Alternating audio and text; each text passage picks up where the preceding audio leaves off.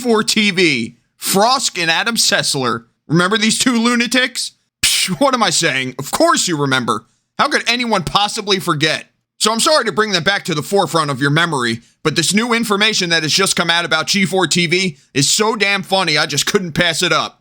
So of course you all remember the story. G4TV would be making their big triumphant return in late 2021 that was being hyped up by so many people who had countless fond memories of watching the channel to get all of their gaming news and info on all kinds of cool nerd stuff. Plus having the pleasure of ogling at the sexy Olivia Munn. The show would be returning to cable TV, and in addition to this, they would also be starting a YouTube channel. They were all set up for instant success.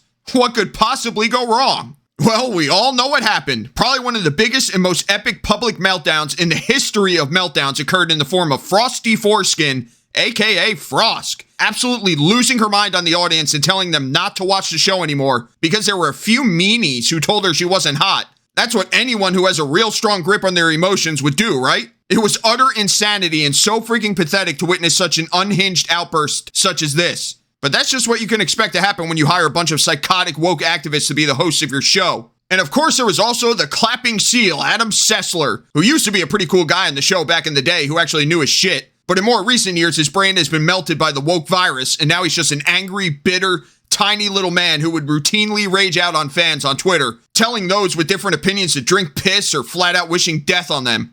And even going so far as to disown his own family members because they don't vote the way he does. You know, any network executive with half a brain should have realized these two nut jobs would do nothing but bring the company down if they were kept on the team. So obviously immediate action to have them fired was needed if they wanted to keep things going. But no, NBC Universal supported their outbursts fully and completely. So I mean, obviously that sent a pretty blatant message to the audience. I mean, come on, when a network makes it clear they're going to have the backs of their hosts who regularly attack their own fan base, I don't know what they expected to happen. All the fans left in droves. You know, they were told if you don't like it, don't watch it. So they didn't. And G4 never recovered. Millions and millions of dollars lost, and they inevitably shut down. With Frosk and Adam getting the axe too. Way too long after they should have.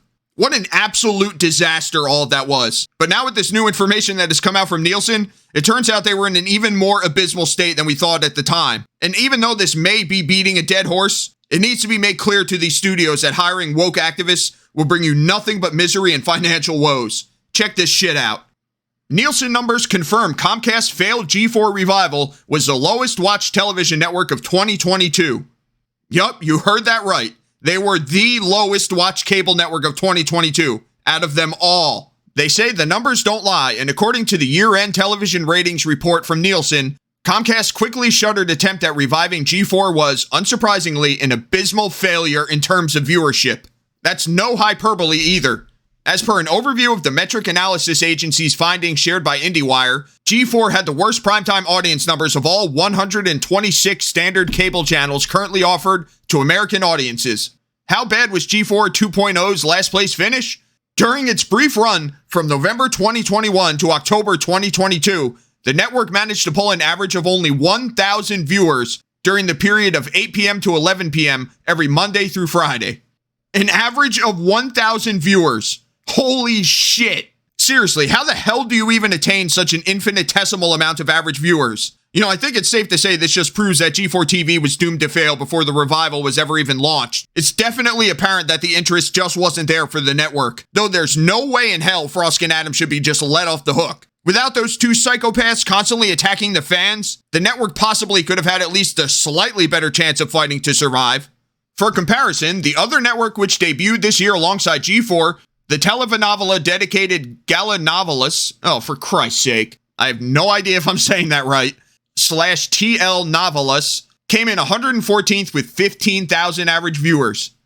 Just look at Frosk in this picture. I don't know what the hell she was saying at this moment, and I don't much care, but she just looks angry. She was probably lecturing the audience for being toxic men. Meanwhile, Gerard is looking at her like, Jesus Christ, get her away from me. When you hire woke activists to run your show, that's what you can expect them to do. To always push their message, their agenda, in the hopes that they can get someone somewhere on their team. They don't give a crap about making you money.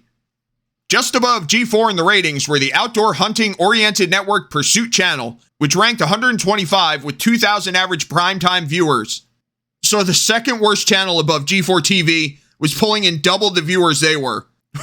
Oh, man. and the foreign MENA region sports network beIN Sports, which ranked 124 with 3,000 average primetime viewers. The video game network was also beat out by Comedy.tv, 121, 4,000 viewers, a channel dedicated to clips from various stand-up comedy acts, and Clio TV, 116th place with 12,000 viewers, whose programming is made solely for the demographic of younger black women.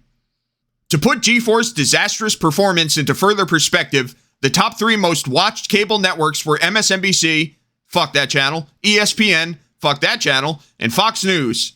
While many will understandably rush to cite former X-Play host Indiana Frosk Black's now infamous sexism in gaming rant as the reason for the network's failure to capture any sort of audience, it should be noted that while her identity politics-laden screed was undoubtedly a major factor in this regard, the writing was on the wall for G4 before it even returned to air. And yeah, like I said before, most of the overall blame should definitely be laid on NBC Universal for G4TV's failure. I mean, the amount of staff they had working on the show, all of their salaries and benefits, and then you have these huge sets that probably cost millions of dollars to build and maintain. And they did all of this before they even figured out if the channel was going to be popular like it used to be. Yeah, these were just terrible business decisions, but once again, Frosk and Adam don't just get let off the hook that easily. They were straight up telling potential fans to stop watching the show, so they did absolutely nothing to help ensure that the show could actually find an audience. And in the end, they all ended up as complete laughingstocks in the gaming industry, but they don't care though. They still have all their fellow woke hive minds backing them up. What an absolute embarrassment. A whopping 1,000 viewers on average. Yeah, so I'd say this finally closes the book on the epic failure of G4TV. There's just no way it can get any worse than this. But I'm sure we haven't heard the last from Frosk and Adam Sessler, but for fuck's sake, I'll be plenty happy if I never have to hear them speak again for the rest of my life. So let me know what you think of this in the comments down below. If you enjoyed it, hit that like button to check out one of these other videos I uploaded recently, or consider subscribing if you want more content just like this. I'll catch you all later.